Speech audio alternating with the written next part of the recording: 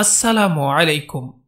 আমাদের জীবনের সবচেয়ে গুরুত্বপূর্ণ অংশ হলো আমাদের ঘনিষ্ঠজনেরা, পরিবার, বন্ধু ও প্রিয়জন। তবে কখনো কখনো তাদের কিছু অনুরোধ বা প্রত্যাশা আমাদের মানসিক শান্তি ও ব্যক্তিগত উন্নয়নের পথে বাধা সৃষ্টি করতে পারে। সব সময় সবার চাওয়া মেনে চলা বাস্তবসম্মত নয় এবং অনেক ক্ষেত্রে তা আমাদের মানসিক চাপ বাড়িয়ে তোলে। তাই নিজের সুখ ও মানসিক সুস্থতার জন্য কিছু অনুরোধ উপেক্ষা করা জরুরি। এই ভিডিওতে আমরা আলোচনা করব এমন 10টি গুরুত্বপূর্ণ অনুরোধ যেগুলো উপেক্ষা করে আপনি নিজের জীবনে স্বস্তি বজায় রাখতে পারবেন। স্বচ্ছ ধারণা ও সাহস নিয়ে এই সিদ্ধান্তগুলো নেওয়া আপনাকে আরও আত্মবিশ্বাসী ও সুখী করে তুলবে। চলুন নিজেদের শান্তি রক্ষার জন্য কিভাবে বুদ্ধিমানের মতো এই অনুরোধগুলো এড়িয়ে চলা যায় তা বিশদভাবে জানি।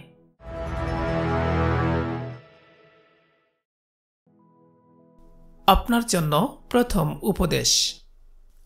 আমাদের সমাজে একটা ভুল রীতি প্রচলিত আছে যে জীবন সুখী করার জন্য সবার মতামত শুনতে হবে এবং গ্রহণ করতে হবে। আসলে আমাদের সমাজ ব্যবস্থাটাই এমন। এখানে কেউ কাউকে আত্মবিশ্বাসী হতে অনুপ্রেরণা দেয় না। সবাই আপনার সিদ্ধান্তে আপনাকে নিরুৎসাহিত করবে এবং যার যেমন খুশি ভুল মতামত এবং সিদ্ধান্ত আপনার মাথার উপর চাপিয়ে দিবে, যা একজন মানুষের পরবর্তী জীবনে অসুখী হওয়ার জন্য প্রধান কারণ। এই জন্য বিখ্যাত মনোবিজ্ঞান নিজের মধ্যে আত্মবিশ্বাস তৈরি করতে এবং নিজের পছন্দের প্রতি বিশ্বস্ত থাকতে তাগিদ দিয়েছেন। কেননা প্রতিটি মানুষের জীবনের লক্ষ্য, মূল্যবোধ এবং প্রয়োজন ভিন্ন। সবার মতামত গ্রহণ করলে নিজের ইচ্ছা ও লক্ষ্য হারিয়ে যেতে পারে। আপনার নিজের মধ্যে যদি সিদ্ধান্ত নিতে আত্মবিশ্বাসের কমতি থাকে এবং অপর মানুষের মতামত চান, তাহলে বেশিরভাগ ক্ষেত্রে মানুষ আপনাকে পরিপূর্ণ তথ্য ছাড়াই ভুলভাল মতামত প্রদান করবে।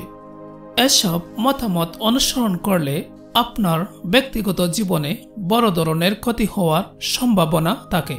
অধিকাংশ মানুষের মতামত হতে পারে নেতিবাচক বা দুঃখজনক। এটা আমাদের সমাজের মানুষের সহজাত স্বভাব। অতএব সেগুলো গ্রহণ করলে আপনার মানসিক চাপ বৃদ্ধি পেতে পারে এবং আপনি আপনার লক্ষ্য বাস্তবায়ন থেকে পিছপা হবেন। সুতরাং এটা বলা চলে যে নিজের জীবনের জন্য সঠিক সিদ্ধান্ত নেওয়ার ক্ষমতা অর্জন সুখের একটি মূল উপাদান।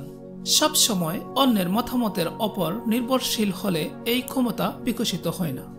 অতএব সবার মতামত শোনা যেতে পারে, তবে নিজের জীবনকে সুখী করতে বিচক্ষণতার সাথে শুধুমাত্র প্রাসঙ্গিক এবং ইতিবাচক মতামত গ্রহণ করা উচিত। উপদেশ নাম্বার 2। আপনার দায়িত্বের বাইরে কোনো কাজ করতে বলা হলে আপনি কখনো সেটা করবেন না। আপনার কাছে অন্যরা যে সমস্ত কাজ করে দেওয়ার অনুরোধ করে, তার মধ্যে একটি অন্যতম গুরুত্বপূর্ণ কাজ হল অপরের দীর্ঘমেয়াদী ব্যাংক লোনের গ্র্যান্টার হওয়া। National foundation for credit consultation এর পক্ষ থেকে করা এক গবেষণায় দেখা গেছে, যেসব মানুষ অপরের দীর্ঘমেয়াদী ব্যাংক লোনের গ্র্যান্টার হয়েছেন, তাদের শতকরা 50% স্ট্রেস ও উত্তেজনা 70% পর্যন্ত বেড়ে গেছে। সুতরাং কেউ এমন অনুরোধ করলে তা রক্ষা করা থেকে যতটা সম্ভব নিজেকে বিরত রাখার চেষ্টা করুন। উপদেশ নাম্বার 3। আপনি যে কাজে এক্সপার্ট তা কখনো ঢালাওভাবে মাগনা করে দিবেন না। গবেষণায় দেখা গেছে, আপনি যে কাজে এক্সপার্ট তা যখন আপনি বিনিময় নিয়ে করেন, তখন আপনার কাজের প্রতি অপরের সন্তুষ্টি ও রেসপেক্ট বেড়ে যায়।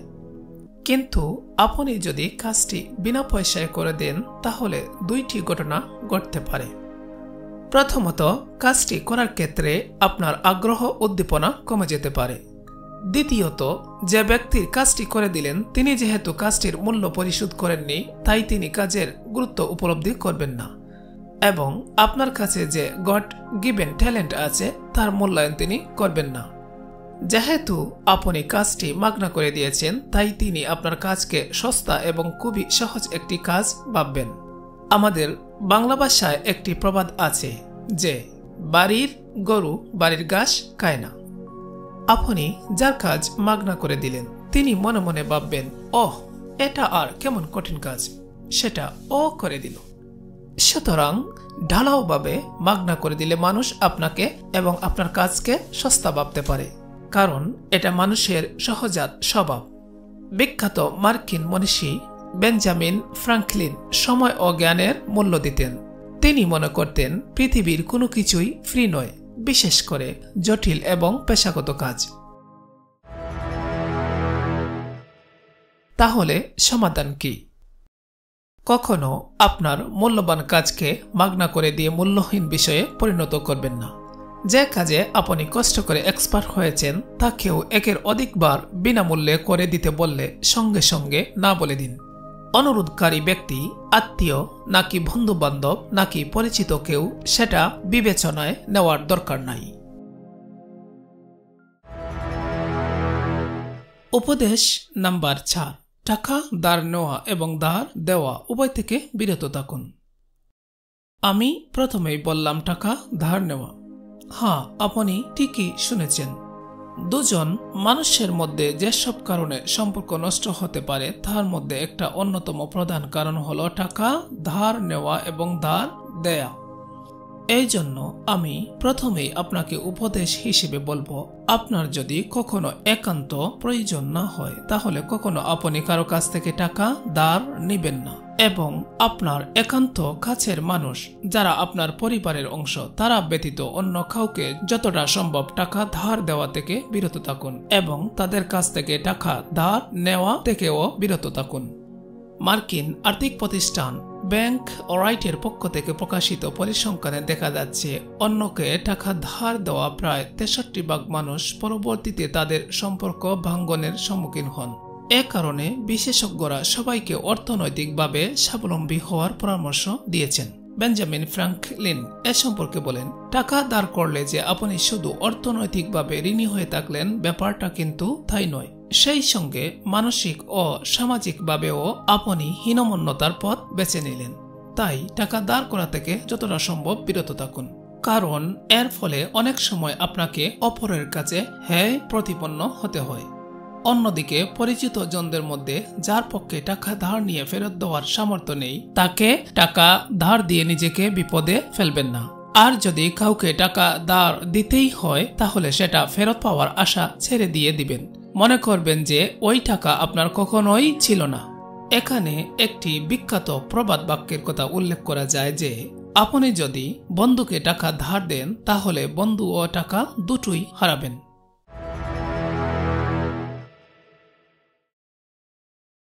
কিছু ক্ষেত্রে পরিবারের সদস্যরা আমাদের জন্য কিছু সিদ্ধান্ত নেওয়ার চেষ্টা করেন, যেমন পেশা নির্বাচন, বিয়ে শাদী ইত্যাদি।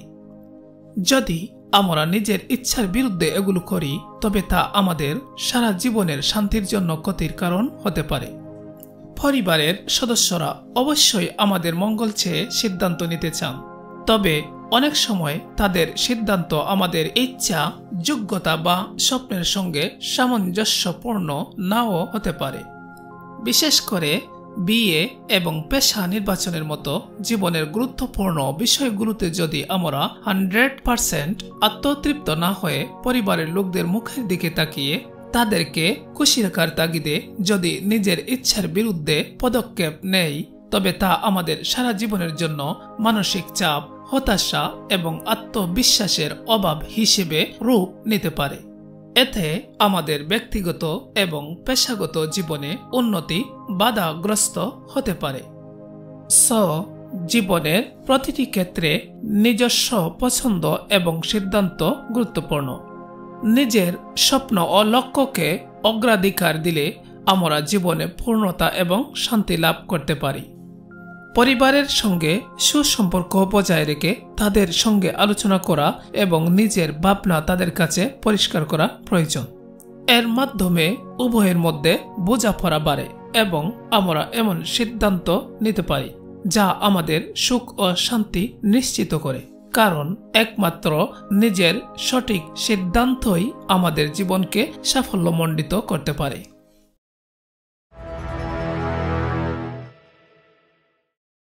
উপদেশ নাম্বার 6। আমাদের দৈনন্দিন জীবনে সম্পর্ক ও সামাজিক যোগাযোগ গুরুত্বপূর্ণ ভূমিকা পালন করে। ঘনিষ্ঠজনেরা আমাদের সময় ও মনোযোগ চায়, যা সম্পর্কের গভীরতা বাড়াতে সাহায্য করে। তবে শুধুমাত্র অন্যদের জন্য সময় দেওয়া নয়, নিজের জন্য সময় নির্ধারণ করাও সমানভাবে জরুরি। নিজের জন্য সময় নেওয়া মানে হলো নিজের আবেগ, চিন্তা ও প্রয়োজনের সাথে সংযোগ স্থাপন করা। এটি মানসিক সুস্থতা নিশ্চিত করে এবং আমাদের আত্মবিশ্বাস ও সৃজনশীলতা বৃদ্ধি করে। নিজের সাথে সময় কাটালে আমরা জীবনের লক্ষ্য এবং অগ্রাধিকারগুলো পুনর্মূল্যায়ন করতে পারি, যা আমাদের ব্যক্তিগত ও পেশাগত জীবনে ভারসাম্য বজায় রাখতে সহায়তা করে। তাছাড়া নিজেকে সময় দেওয়ার মাধ্যমে মানসিক চাপ কমে এবং অন্যদের প্রতি আমাদের আচরণও ইতিবাচক হয়। তাই সম্পর্ক এবং নিজের মধ্যকার ভারসাম্য রক্ষা করতে হলে সবার প্রতি সময় দেওয়ার পাশাপাশি নিজের জন্যও কিছু সময় বরাদ্দ করা অত্যন্ত প্রয়োজন। উপদেশ নাম্বার 7। অতিরিক্ত পরিশ্রম করতে হবে। আমাদের সমাজে একটি কথা প্রচলিত আছে যে জীবনে সফল হতে হলে বা সুখী হতে হলে অতিরিক্ত পরিশ্রম করতে হবে।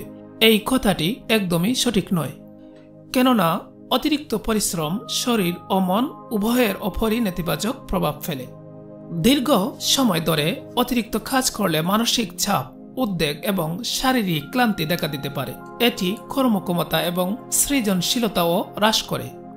শরীর ও মনকে পুনরায় শক্তি যোগাতে নিয়মিত বিরতি নেওয়া জরুরি। পর্যাপ্ত রেস্ট, শরীর চর্চা এবং নিজের জন্য কিছু সময় বের করার মাধ্যমে আমরা আমাদের স্বাস্থ্য ও সুখ বজায় রাখতে পারি। কাজ ও বিশ্রামের মধ্যে ভারসাম্য তৈরি করলে আমরা আরও উদ্যমী ও সফল হতে পারি। তাই সাফল্যের জন্য কাজের পাশাপাশি বিশ্রামও সমান গুরুত্বপূর্ণ। উপদেশ নাম্বার 8। সব সময় হাসি খুশি থাকতে হবে। জীবনে সব সময় হাসি খুশি থাকা আদর্শ মনে হলেও বাস্তবে এটি সম্ভব নয়। ঘনিষ্ঠজনেরা আমাদের সব সময় আনন্দিত দেখতে চাইলেও জীবনের কঠিন মুহূর্তগুলোতে শোক বা হতাশা অনুভব করাটা স্বাভাবিক এবং প্রয়োজনীয়। এই অনুভূতিগুলো আমাদের জীবনের গভীরতাকে বুঝতে সাহায্য করে এবং মানসিক ভারসাম্য বজায় রাখতে গুরুত্বপূর্ণ ভূমিকা পালন করে। যদি আমরা দুঃখ বা হতাশাকে অস্বীকার করি, তাহলে তা মানসিক চাপ বাড়িয়ে দিতে পারে। বরং সেই অনুভূতিগুলো গ্রহণ করার মাধ্যমে আমরা নিজেকে আরও ভালোভাবে বুঝতে পারি এবং মানসিক স্বাস্থ্যের দিকে নজর দিতে পারি। আবেগ মেনে নেওয়া এবং সেগুলোর প্রকাশ আমাদের মনকে হালকা করে এবং সুস্থ সম্পর্ক গড়ে তুলতে সাহায্য করে। তাই চাপ মুক্ত থাকতে প্রকৃত অনুভূতিগুলোকে গ্রহণ করাই সঠিক পথ।